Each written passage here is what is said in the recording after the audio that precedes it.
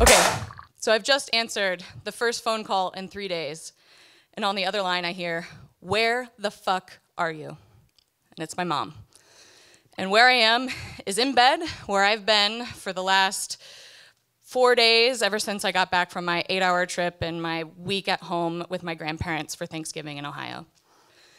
Now, it had been Thanksgiving, but we didn't have a Thanksgiving turkey, and we didn't have cranberry sauce or stuffing or pumpkin pie. No, this year what we had was cloudy, calorie-packed liquids and bottles of Boost and the eternal whirring of medical equipment because my papa has cancer, and he has a tumor in his esophagus, and ever since diagnosis, things have just progressed so rapidly.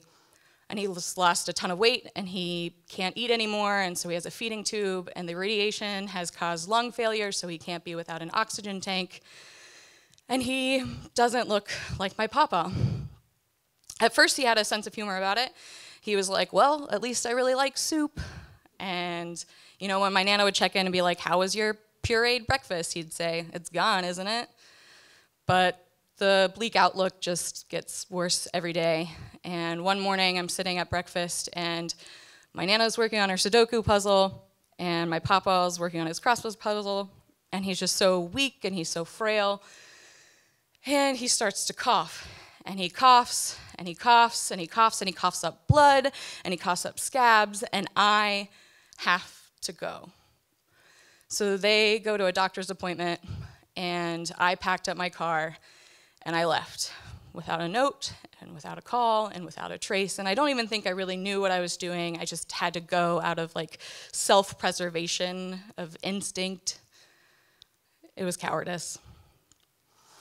I grew up with my grandparents. I lived with them whenever my mom was at war, and they're very much another set of parents for me. And when I was little, my papa would always, shake his little finger at me, and he'd say, "It's time," which meant it was time for bed. And there's that song by the Black Crowes that goes, "Twice as hard as was the first time I said goodbye." And little baby me interpreted that to go, "Time, says Papa." And so that just became what we would sing to each other anytime it was bedtime. My mom carried that on for years and years and years. That particular Thanksgiving was 2 years ago. And since then, he had a pretty miraculous recovery. Not a full recovery, but a fair one, which was really great. We were really thankful. But this past Thanksgiving, I was home again because my mom called to tell me that he was sick again. And he was in hospice, and he wasn't going to last very long. So I drove straight there, determined to be better this time, determined to face the hardships of death by embracing the joys of life, and determined to be there for my Nana and to prove to myself that I could be present in this. And so he has a hospital bed in the basement, and he sleeps a lot. And when I walk past the stairwell, I give him a little wave, and he shakes that finger at me. And it was a really kind of great moment of respite.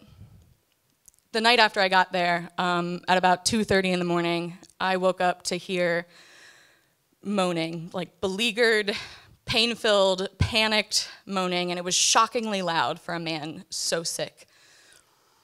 And I heard my Nana get up to call the hospice center or 911, I'm not sure which.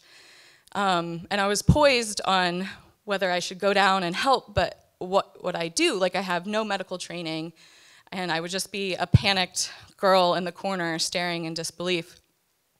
Because I thought he was dying. I really did. Like, I thought he was having a seizure or going into shock or just having the life ripped out of him because the sounds were so dreadful. The nurse finally showed up and helped quiet him down, and turned out it was diabetic shock. And I just laid there in fear because I don't know if it was fear of loss or of death or of change, but I didn't do anything. I didn't do any better. And I don't know if I'll ever, outrun that shame. Papa's funeral was a week ago today. And, sorry. On the drive there, I'm gonna get it, really. On the drive there, as I crossed over the border into Ohio, I heard, "Twice as hard as was the first time I said goodbye." And I had one last chance to see him, which was right after Christmas. And I got to see him meet his newest grandsons for the first time, which my aunt had just adopted. And seeing him with the kids was just like so wonderful. Like he was so full of life, even though he was about to die. And I don't know if I'll ever fully forgive myself, but I have a feeling that my papa would tell me it's time. Thank you.